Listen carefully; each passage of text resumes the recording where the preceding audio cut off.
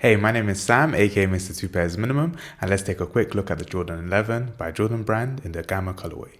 These were released on the 13th of December for the retail price of £190 here in the UK.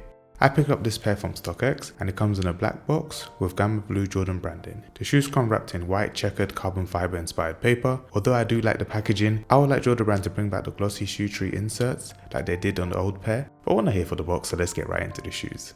Originally released in 2013, the Gamma Blue Jordan 11 became one of the more sought after non-OG colorways.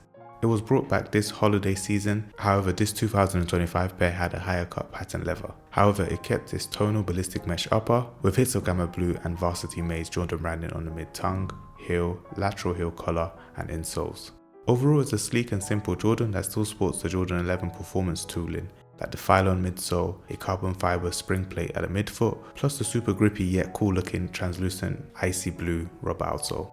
On feet I stay true to size, however I do recommend going up half a size if you have wider feet, because although pattern leather offers great security and lockdown, its downside is that it's pretty stiff and does crease fairly easily.